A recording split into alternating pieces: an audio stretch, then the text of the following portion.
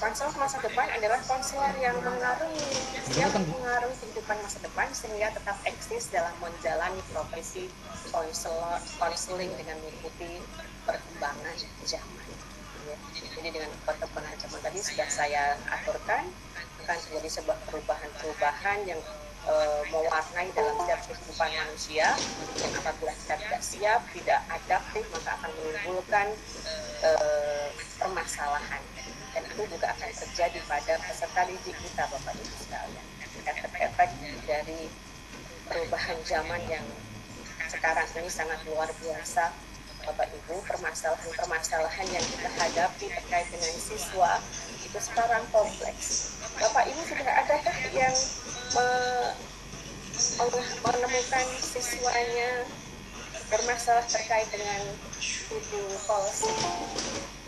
Ya, jadi saya juga baru tahu ketika saya menemukan siswa, ya, jadi di HP-nya itu ditemukan rekaman bagaimana dia melakukan komunikasi dengan temannya dalam keadaan terbuka auratnya.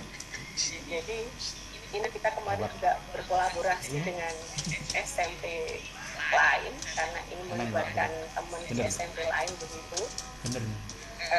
Dan akhirnya bisa selesaikan. Jadi perkembangan IT ya, itu ternyata juga akan menambah permasalahan yang akan kita hadapi.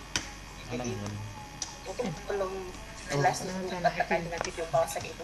Jadi melakukan kontak video call dalam posisi inselnya menampilkan bagian tubuhnya semuanya begitu, dan itu sudah dialami oleh sesama kita, dan itu tidak hanya 1-2 orang, ternyata ketika saya telusuri oleh peserta didik kita, dan mereka ternyata banyak yang mengenal aplikasi video call itu.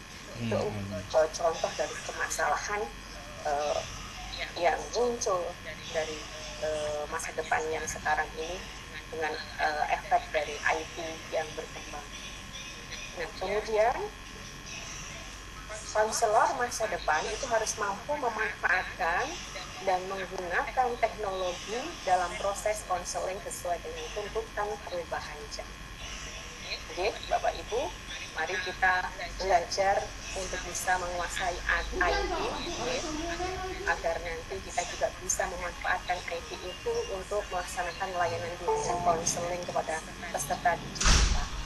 Kepada Bapak Ibu mungkin ada yang Mbak, Ibu, saya sudah mau pensiun, kiranya nggak perlulah saya belajar tentang IT. Jangan begitu Bapak Ibu. IT itu penting, nanti setelah Bapak Ibu purna pun akan bermanfaat bagi kehidupan kita semuanya. Ya, jadi misalnya sekarang kalau kita di rumah tidak ada makanan begitu ya, kita bisa pesan melalui GoFood. Kalau kita tidak mengetahui aplikasinya, tidak tahu ilmunya, maka itu manfaat itu tidak akan bisa kita dapatkan dengan Grab, misalnya tidak ada orang yang mengantar, misalnya kita mau keperluan pergi kemana begitu. Ya, kalau kita tidak menguasai IT, tentu kita tidak bisa mendapatkan manfaat dari perkembangan teknologi itu. Dan juga mungkin bisa digunakan nanti Bapak Ibu yang sudah purna untuk membimbing cucu-cucunya, ya, karena nanti cucu-cucu suatu saat juga akan bertanya, yang ini gimana caranya untuk bisa masuk Google Classroom. Nah, kalau kita sudah memiliki ilmunya, insya Allah itu juga akan bermanfaat cucu-cucu kita semuanya. Kita harus belajar IT. Saya pun juga masih belajar Bapak Ibu sekalian, karena memang perkembangan IT itu sangat luas sekali. Jadi hanya tertentu saja yang saya kuasai dan masih berusaha untuk belajar untuk yang lainnya.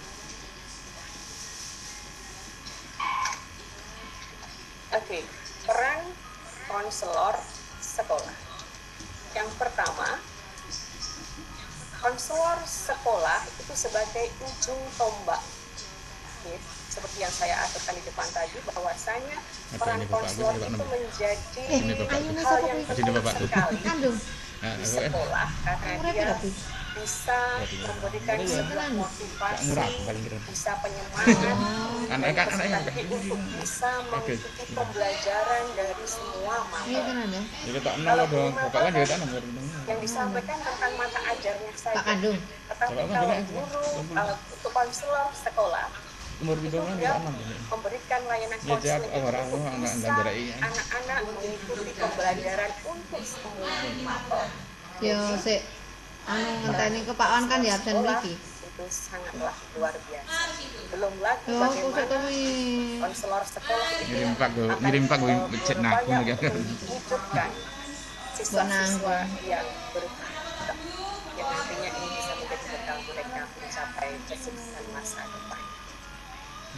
Kemudian selanjutnya adalah peran konselor sekolah sebagai agen perubahan. Ya jelas, jadi kalau kita memberikan layanan konseling, kita pasti akan berusaha untuk merubah hal-hal yang tidak baik pada diri konseli, atau merendah untuk meninggi baik, untuk bisa mengatasi permasalahan yang dia hadapi, ya, agar tidak mengganggu proses belajarnya. Kurang 10 menit dalam mengenai konseling itu kita hanya sebagai fasilitator, sebagai motivator, sebagai dinamisator, dan untuk yang penentu, ya, penentu penyelesaian masalah itu tetap harus di tangan siswa.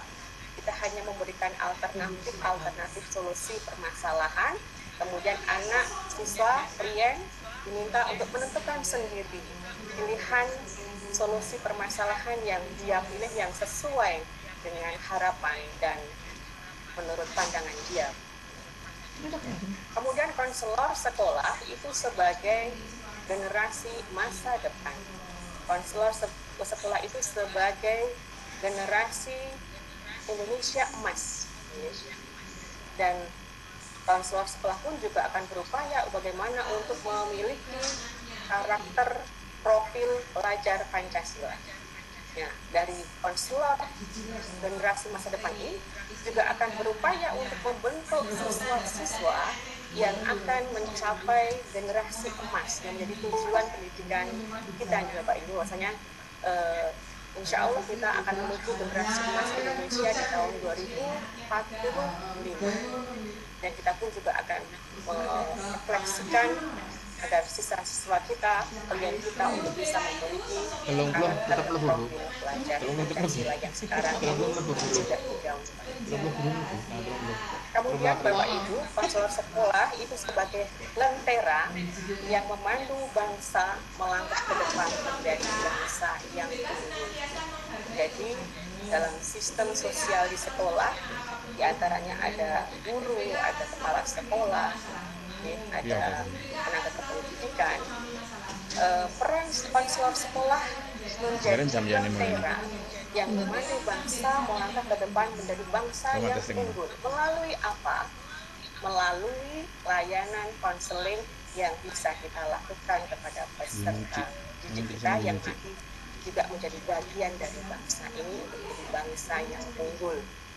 Kita berikan layanan konseling dengan berbagai bidang, tergantung dari pribadi, tergantung dari email saya tak mendaftar budaya itu tak daftar ke ya anak ya. Ada bidang belajar, ada bidang karir, kemudian untuk fungsi pencegahan, pemahaman, pengembangan, pemeliharaan.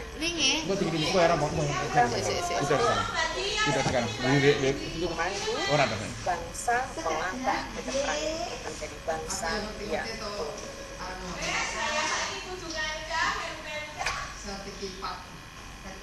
sertifikat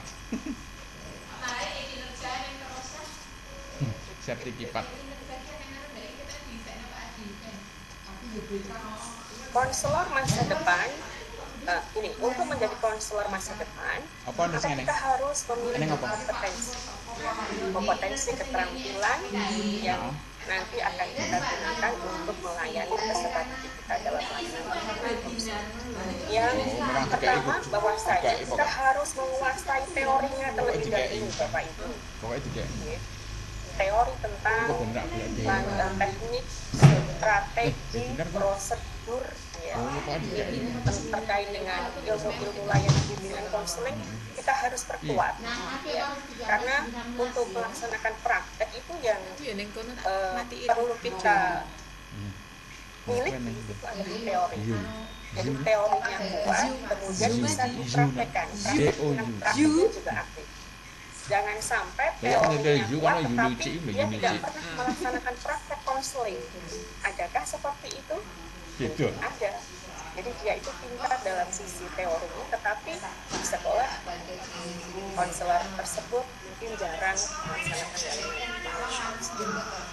Atau sebaliknya, dia sering berpraktek melakukan layanan bimbingan konseling, ya. Tetapi dia tidak memiliki teori yang kuat. Dia tidak mempunyai ilmu sehingga Rata-rata grup. prakteknya ya Rawani. asal-asalan saja. Karena grup rawani, ora wenangin. Konseling, Ini lagi di pendekatan ilmu apa yang dilakukan tidak jelas.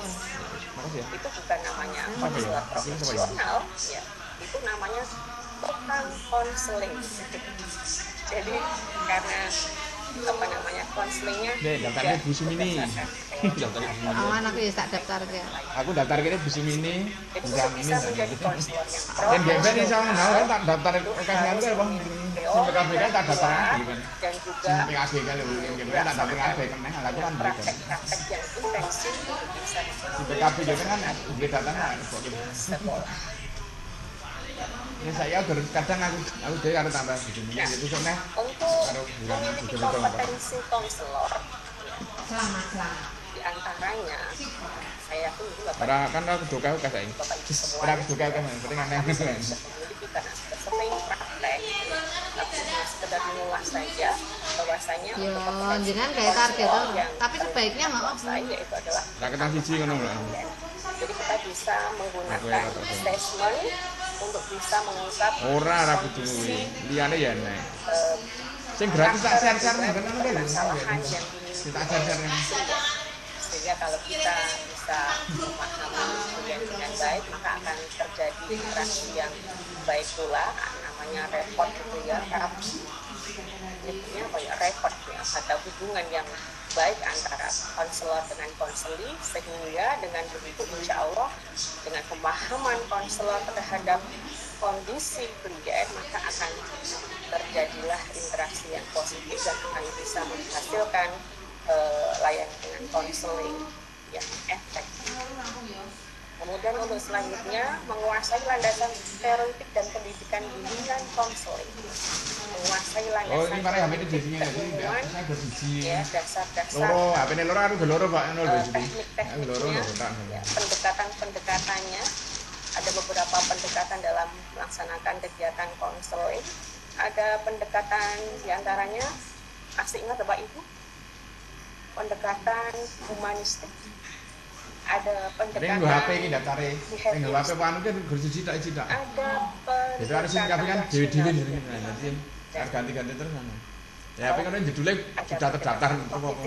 Ya, jadi pendekatan-pendekatan itu perlu kita pahami dalam kita memberikan layanan konseling kepada peserta didik kita sehingga kita melaksanakan praktek konseling itu berdasarkan sebuah hal ilmu yang jelas sehingga nanti hasilnya juga akan maksimal. Kemudian mengembangkan pribadi dan profesionalitas dalam pelayanan secara berkelanjutan. Mengembangkan pribadi terkait punya pribadi konselor, bagaimana pribadi yang diharapkan oleh klien bisa memberikan sebuah kehangatan, bisa memberikan klien merasa merasa nyaman melakukan konseling di sekolah, terkait mungkin dengan kepribadian, kesabaran kita, ya, kemudian keramahan kita, apalagi tanggung jawab kita, Ya, terkait pribadi-pribadi yang harus dimiliki oleh seorang konselor yang profesional tentunya. Sing kebangsaan kebangsaan sendiri Pelayanan Apa daftar sih? dengan konseling yang apa daftar sih? juga emang kebangsaan aku sing ngomong kemah kebangsaan. Apa daftar sih? baik Jenenge untuk apa kebangsaan? kepribadian konselor Pokoknya masa depan. Apa daftar sih dulu Mas? Jadi yang pertama Bapak Ibu sekalian, Nah, apa daftar sih ini? untuk kepribadian konselor masa depan yang harus dimiliki adalah pemahaman keimanan dan ketakwaan. kapan bayarnya? Ini menjadi sebuah 0,1 fondasi bagi seorang konselor. gratis pada Konselor yang profesional itu yang keimanan dan ketakwaannya itu kuat, malu-malu. yang bisa merefleksikan Kan enggak pakat pada enggak iki kepiye? kliennya untuk bisa juga memiliki keimanan dan ketakwaan. Udah Dan mau nang ngonsur benar dalam ngomong proses ini. konseling Tapi saya belum ini bayar. nilai keimanan itu religius Lah berarti jenengan mendahului bidang. pelaksanaan konseling, jadi nanti insya Allah hasilnya juga akan lebih baik, lebih efektif, Iya, ada. dan orientasinya untuk solusi permasalahan yang akan kita tawarkan kepada klien itu tidak Aku hanya melu sekedar PPI Pak orientasi Jungga gara-gara melu Pak Jungga tetapi juga iso dinggo baru orientasi dicoba pikiran. Maafkan aku ya. Kemudian Ora. Makan Kok lagi. tapi sebenarnya Pak Jumel melu PPI ya lho. Awake melu to itu kelambi kan itu ketemu iki ya. Bar foto-foto anjing tak kerja ra ngomong apa sertifikat nggo bijine kok kadane. Baru ku ora aku dicoleki. Kan sehingga klien ora nek andikan biji kurang kakek ora dicoleki, Pak. Oke ya. Ya, sehingga dia merasa nyaman, merasa diperhatikan, merasa konselornya care dengan diri. Kemudian selanjutnya adalah memiliki integritas dan stabilitas kepribadian yang kuat. Seperti tadi ya, di atas sudah diulas bagaimana seorang konselor harus memiliki kepribadian yang kuat, bagaimana dia harus menjadi pribadi yang arif, bijaksana, kemudian sabar, ya, ramah, dan lain sebagainya. Ya, jadi terkait dengan kepribadian-kepribadian yang nanti harus dimiliki oleh seorang konselor. Kemudian yang selanjutnya adalah konselor masa depan yang menampilkan kinerja berkualitas tinggi. Jadi di aspek ini kita terkait dengan kinerja berkualitas tinggi, kita itu harus selalu semangat, selalu semangat, kemudian melakukan inovasi dan kreativitas untuk bisa memberikan layanan konseling yang optimal. Oke, mau kayak mulai Bang. Anakmu kayak mulai. Ya, cilik nak dulu.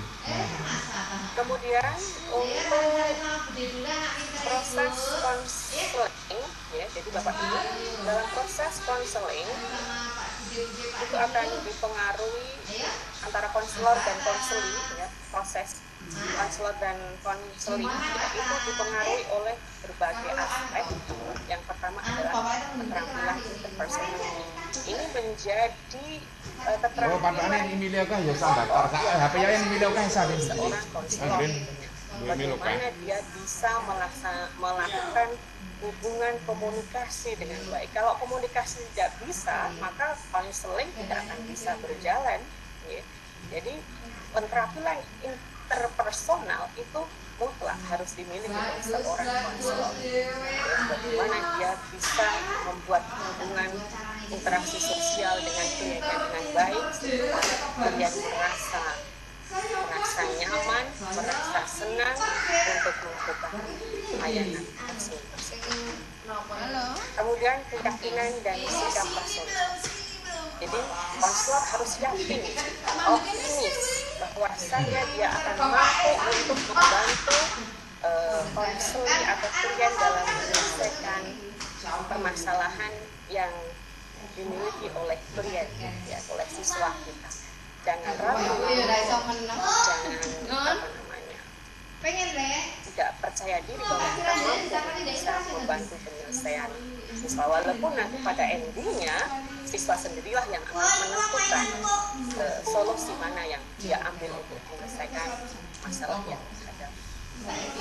Kemudian kemampuan konseptual, konsep-konsep apa yang dia pakai dalam melaksanakan layanan konseling itu juga perlu dimiliki, ya, konsep terkait dengan ilmu landasan teori, ya, yang akan nanti bisa diterapkan dalam pelaksanaan. Kemudian ketegaran ketegaran itu ya kepercayaan diri konselor dalam melaksanakan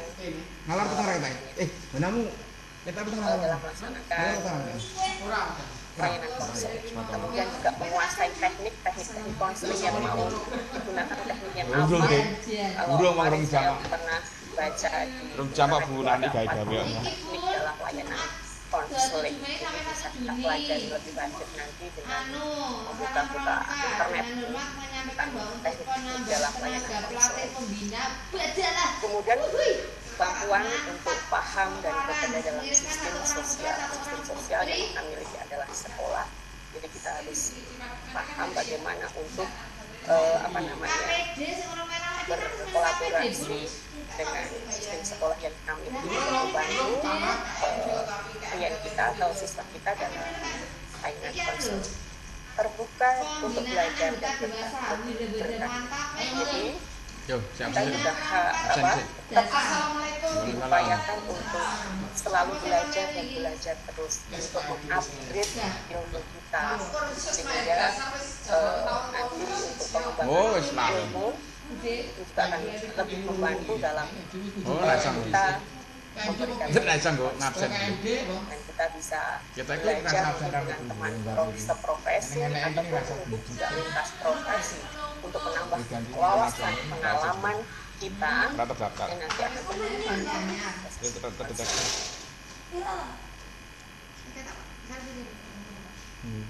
Kemudian konselor masa depan itu mampu memperdayakan, mampu membangun daya kekuatan untuk berbuat.